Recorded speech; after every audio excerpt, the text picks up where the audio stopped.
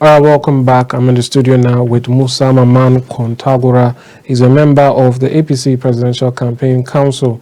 And he joins me now to speak about the campaign update for the APC, specifically some issues within the party and developments and the momentum of the ruling party as the election is less than a month plus away. Welcome to the program. Good afternoon. Highly welcome. All right.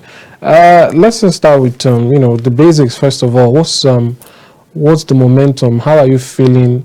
The people's response to the message you are sending of renewed hope?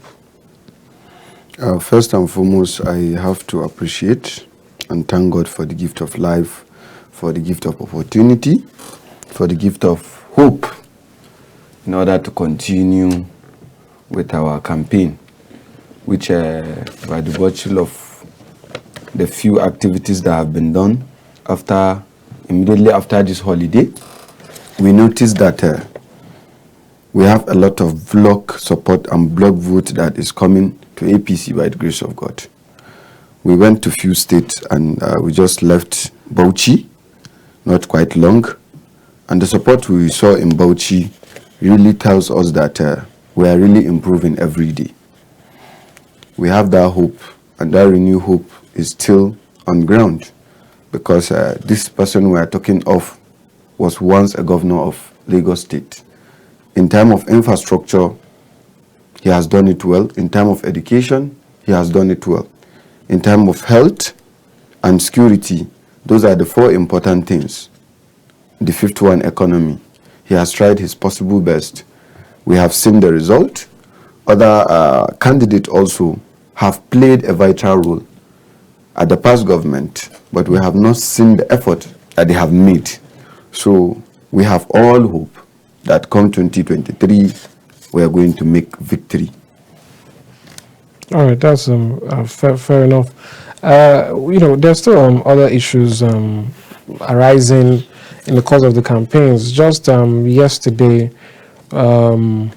yes, that was yesterday, the PDP held a World Press Conference where they called on the NDLEA and the ESCC to prosecute your candidates, alluding to certain dealings that were underhanded and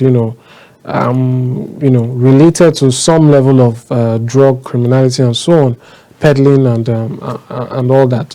So the question is, first of all, there was an APC version of this where I believe the spokesperson of the APC campaign council has taken the PDP presidential candidate to the courts and all that and so on, or taking the agencies to court, so on and so forth.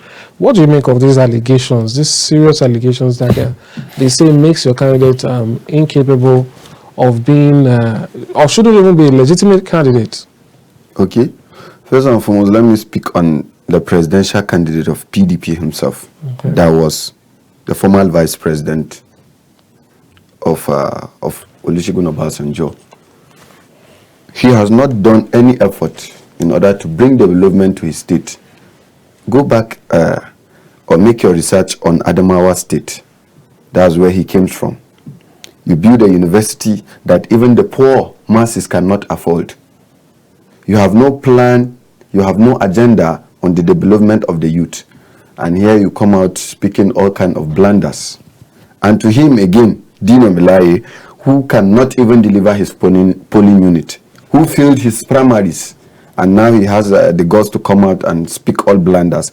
I look at these two people like politicians that their own time has been exhausted. They are just looking for a way to regain their recognition and their sense of belonging. And for the allegation they are making on Asiwaju Bola Ahmed Tinubu, it has been cleared. It has been cleared for a very long time. They went abroad in order to bring all those kind of allegations and other things. They don't have any proof about on him, but we have a lot of proof on Atiku Abubakar that he sold a lot of government properties when he was the vice president.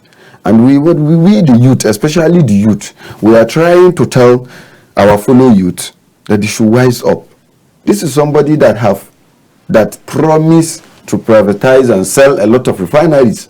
And if you give him that hope, what did he have to offer? So all the blunders they are saying, they are politicians, and they are people I respect, but they don't have any recognition anymore in politics. Especially Dino Milai, that can't even deliver his word. He should go back to Kogi, and instead of going around speaking all sort of rubbish he's saying, go back to Kogi, canvass support for Atiku in your state. You don't think he can win there? You don't think he will deliver his state? He cannot deliver. Dino Milai can never deliver his word, talk of his state. I know what I'm saying. That's interesting. What about Atiku himself? You say that these people are no longer relevant. They are no longer relevant. You know, but Atiku, after 4 years, was still able to clinch the PDP ticket ahead of a sitting governor, more than one sitting governor, former Senate president, and so on and so forth. People still call him a really strong force. Are you saying that he's no threat to your candidate? He's of no.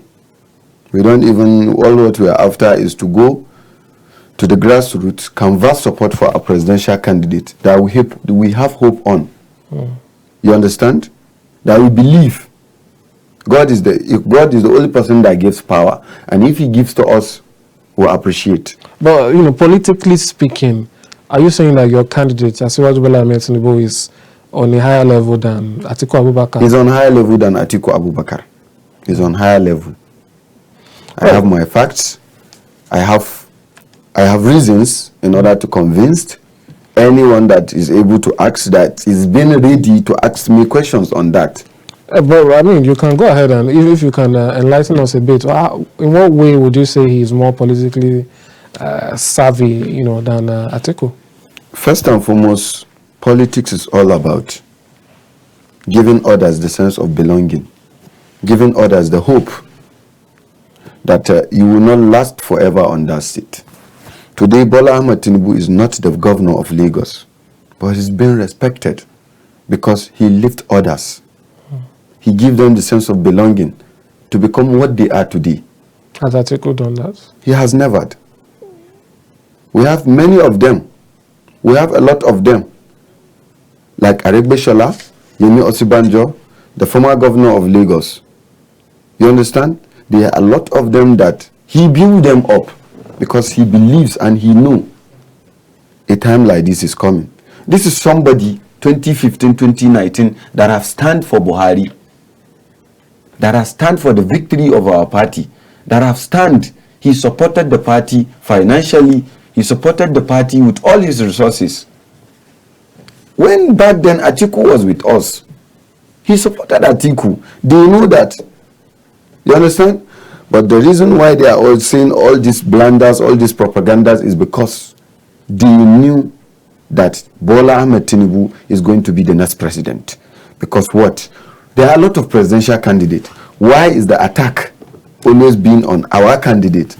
Why is the attack always been on us? Because they have great thought that we are going to win, and they want to convince the people that, see, these people you are saying they can't do that, they can't do this. Well, all what we know is that we are not after that. We are not after going to condemn any political candidate or any political presidential candidate. All what we are after is go out to your grassroots, canvass support. If you are a governor, go back to your state, work for the victory of our party, for the victory of our candidate. That is all what we are after. We are not after all those blunders that they will go on media and say. No, you've brought up the governor, so let's just go to that area. There is, this belief or this murmurings that we hear that some governors within the APC are actually secretly behind the PDP candidates. What do you make about that allegation? Yes, first and foremost, it's all about interest. But there is something I want my party, I want all aggrieved members of APC to know, I want all the governors to know, is that we have done all we can. Even Bola Ahmed Tinubu coming as a presidential candidate is the will of God. Let's keep all the grievances aside. Let's keep all our differences. It's just a month to the presidential election.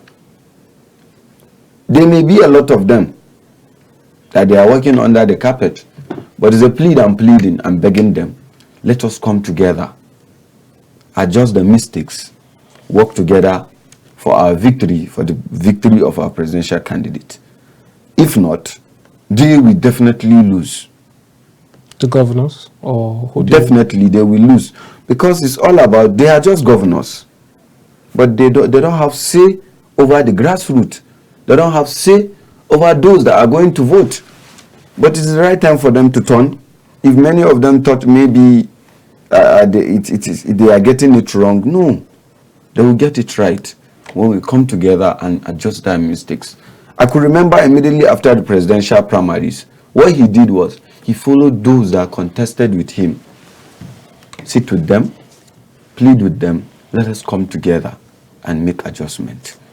And our party, as our party is concerned, the national chairman of the party is every day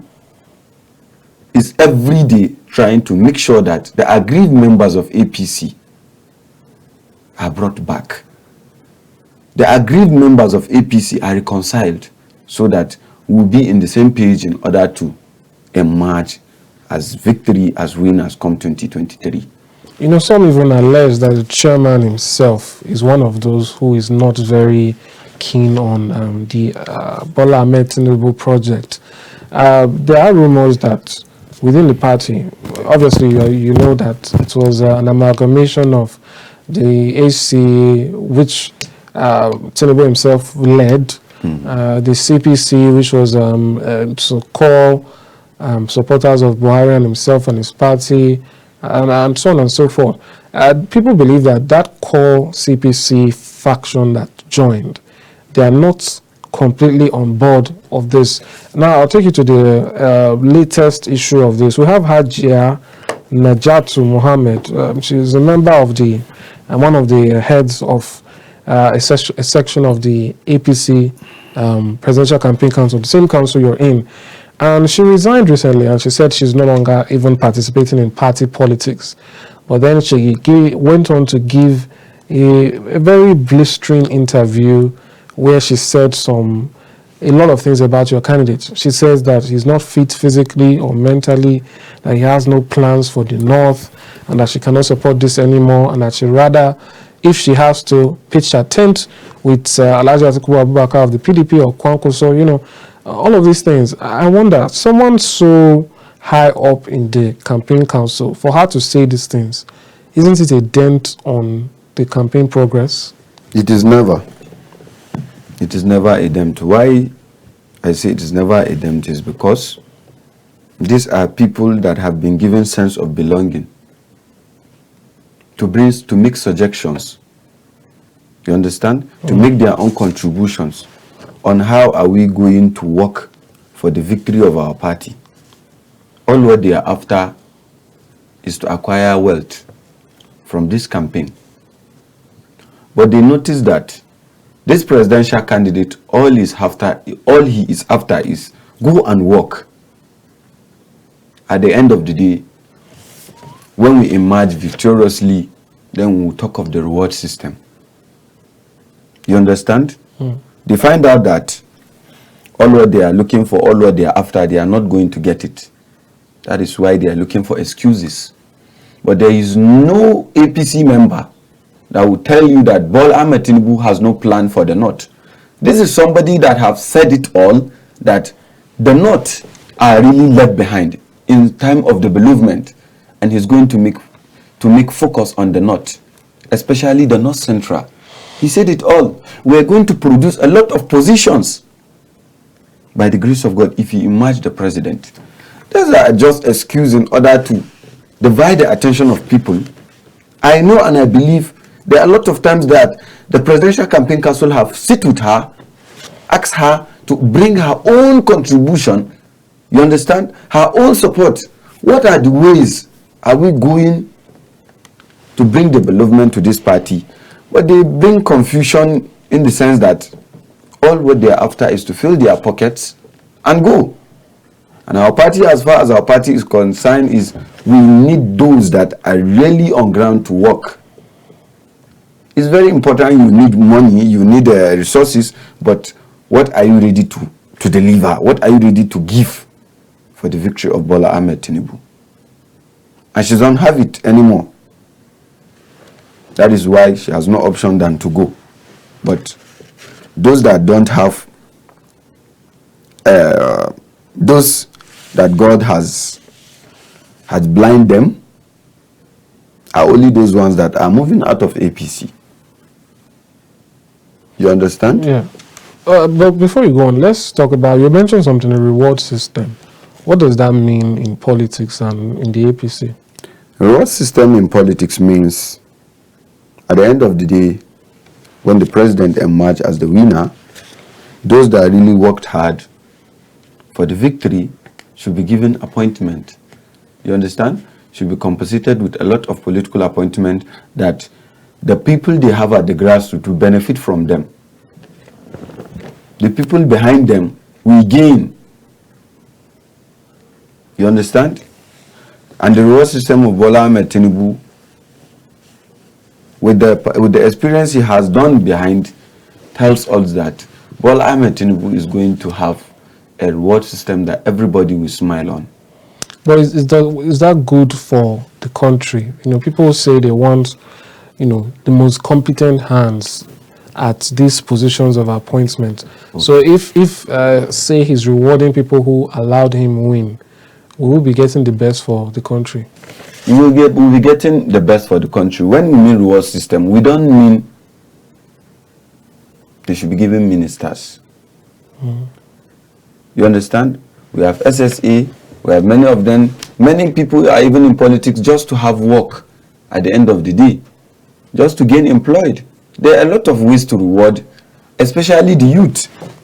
When he became the president, he creates skill acquisition, you understand? Sponsored a lot of youth to go abroad and create innovations. That is a reward system. You understand? We are lacking qualified doctors.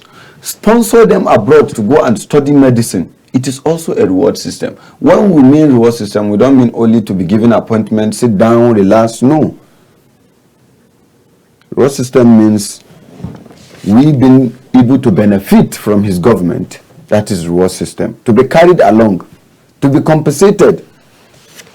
That is the aspect of reward system I'm talking of.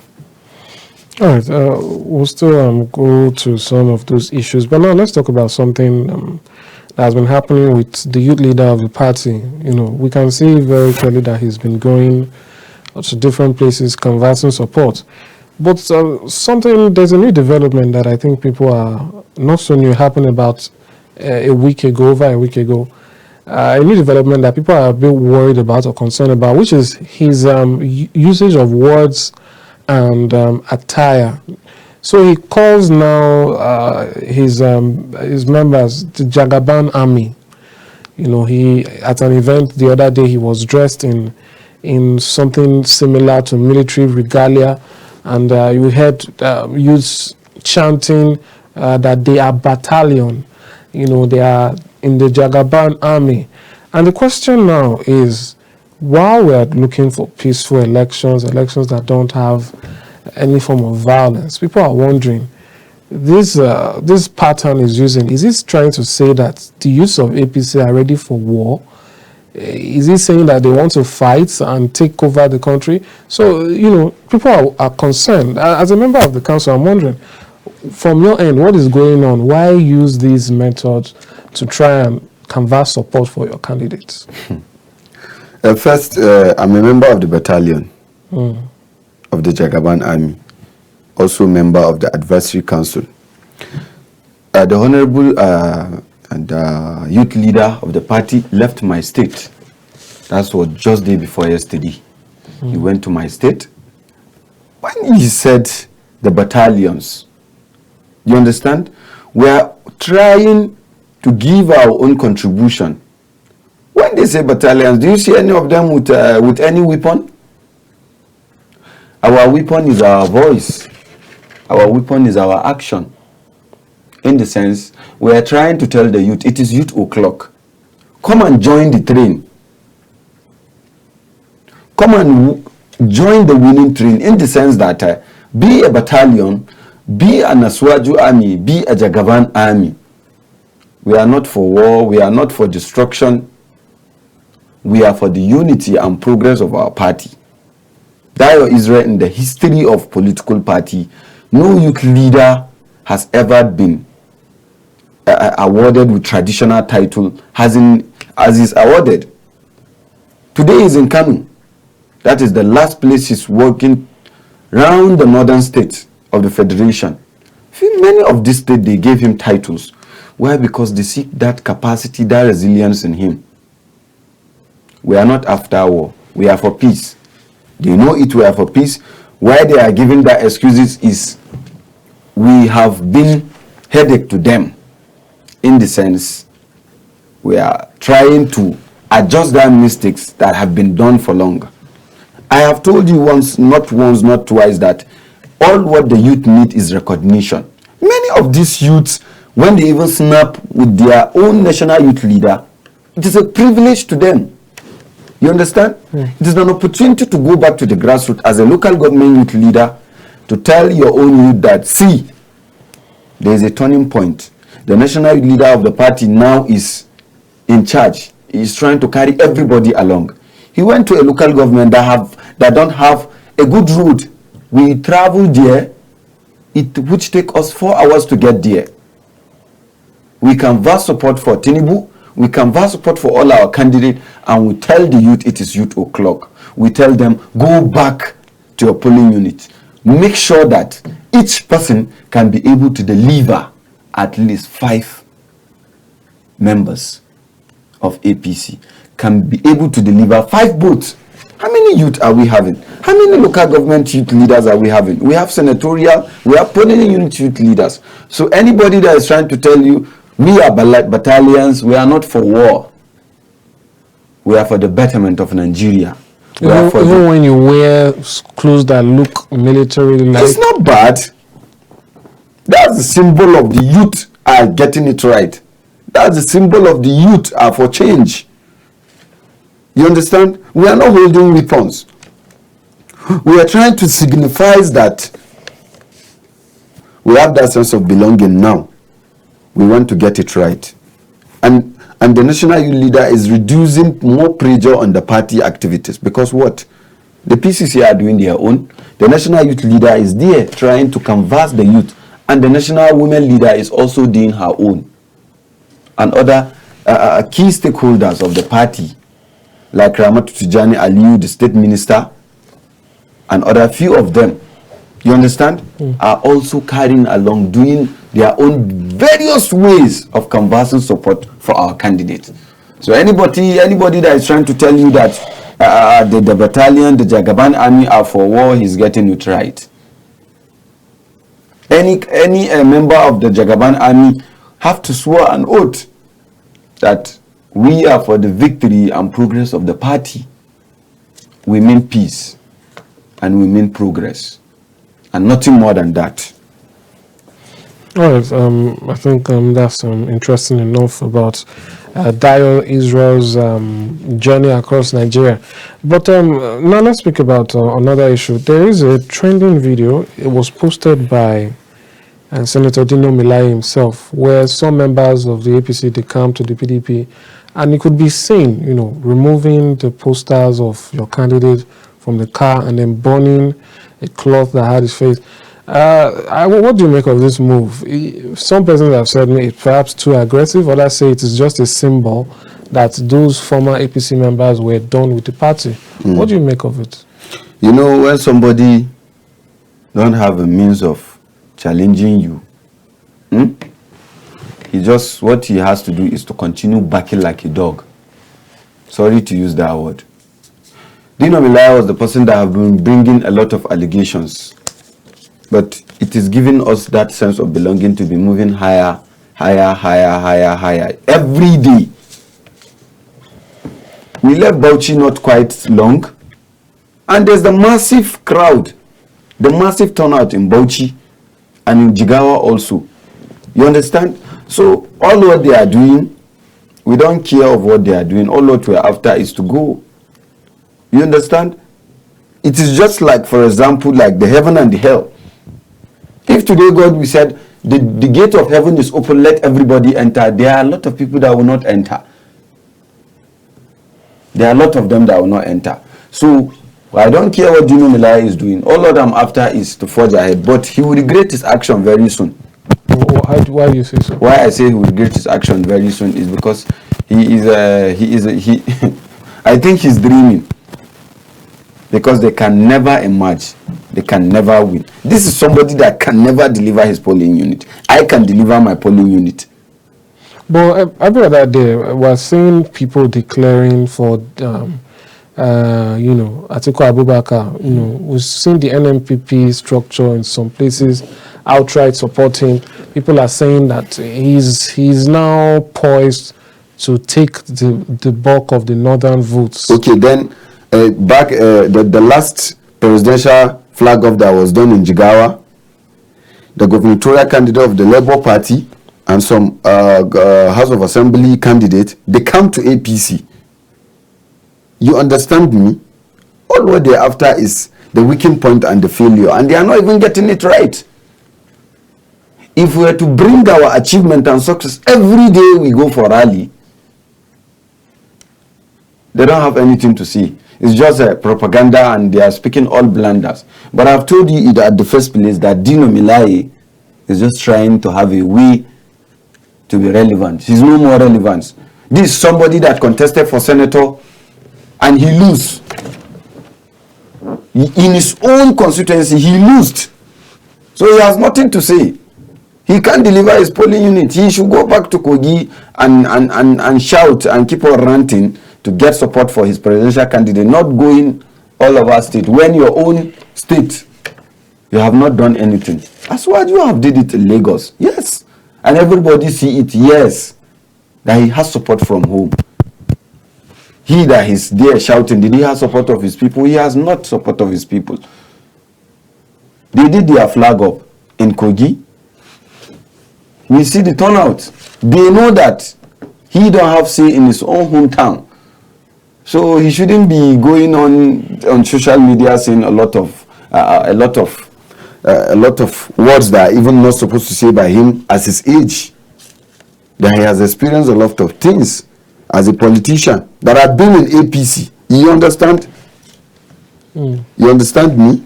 So these are people that they are no more relevant. They are trying to be relevant, so they want to do it by all means. That's your perspective, certainly. I'm sure they beg to differ. But at the end of the day, I guess we'll find out on February 25th who is the most relevant. But, that's a topic for another day. But I'd still like to get your thoughts generally on, there was an argument that happened recently. The PDP presidential candidate came to the platform of Twitter, and he said that Nigeria does not need a greenhorn, that is a fresh person as president, or the leader of the party that puts the country in this mess, referring to your candidate. And so people started to argue, who is really the greenhorn here? And people are saying that because Atiku Abubakar has not held a direct, executive powers, that he has not been a president or a governor like the other two main candidates, that he is the one who has no experience with executive powers. Do you agree with that? To me, he's a spare tire. You don't believe that during that period he could have gained enough experience? He didn't gain anything. Other presidential candidates and their vice have been opportuned to hold different positions, elective position. Like the vice presidential candidate of the Labour Party was once a senator.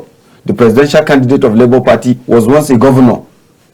The presidential candidate of NNPP was once a governor and a senator. You understand me? So he's a spare tire even in the past government that has no experience to deliver. He has nothing to say as a politician is concerned. He was just given the opportunity to be a running mate. You understand me? But others have experience more than him. You understand? So he should know some words to utter as a politician. What is because it is different. A councillor that contests is more far better than him because he ran for election and he won. He was just taking. Well, he actually did win an election to be governor, although he gave it up to become VP. But he did win it, even though he never got himself. He's still a spare tire because he won, but he never experienced being in office as a governor. Others have experienced it. So you believe a governor would have more? We have a senator, we have more experience than him. A governor, we have more experience than him. They all have more experience than him. You understand? So he don't have what to see. There is an interview or a campaign he went. He said he's going to generate $10 million. And how he's going to generate it is when he privatized 3 of our refineries. We are trying to bring those refineries to work back, but somebody is trying to privatize them, to sell them out. You understand? To tell you how that Atiku is being even dumped in politics. You understand me? If we are campaigning, all what we are campaigning is social amenities, health, security, economy, and the well-being of the youth and the well-being of our nation. That is all we are after. We are not after what the past has gone. This is a renewed hope. This is a new beginning. And we believe the change starts from us. Well, and this is the time for change. All right, that remains to be seen. Hopefully, we see more engagements closer to that time. So I'd like you to end on a note of your expectations, what you feel, your assessment of the whole atmosphere right now, and what you envision will happen or will come to be in February 25th, 2023. We are getting it right. We are getting more supporters. We are getting more fans. And all I want to say to our youth especially to the Jagaban army, is to go back to your polling unit, deliver your polling unit for Asiwaju Bola Ahmed Tinubu. And for our aggrieved members of APC, they should come back to the round table. It is open for reconciliation. We are not like other political parties that are not ready for reconciliation. Our national chairman, as old as he is, takes advice from anybody that is ready to advise him. He's ready all night in order to what? To bring good suggestions in order to make sure the party move to a greater height. We are for peace, we are for the development, and lastly, what I will say is, let us all pray for our country. We have no country than Nigeria. We have no country to call our own than Nigeria. Nigeria is not for me alone, it's for everybody. We are for the unity and progress of our country. Let us go back to God and pray to God that may we be united, not divided. All right, that's fair enough. We are seeing that more and more now. Political parties, also believing in the aspect of using prayers to fight this. So it's good to see that we're seeing some religious interweaving. But anyway, thanks for coming. Thanks for the update. And we hope to still have you back sometime soon as the elections draw closer. And perhaps on the day of the election, we might even reach out to you to hear what's going on in your own region, your polling unit. Thank you very much for coming and for giving us updates on your campaign of your party. Thank you. Thank you. All right, that's all we'll take on the Polity. I'll leave you now with some reports. See you next time where we bring you more discussions on politics and governance, and we talk about the state of the nation. Like we said at the beginning of the program, and as we've been saying for so long, do go out there and get your PVC and vote the candidates of your choice for a better tomorrow. Have a nice day. I'm Amadou Nubari. Bye for now.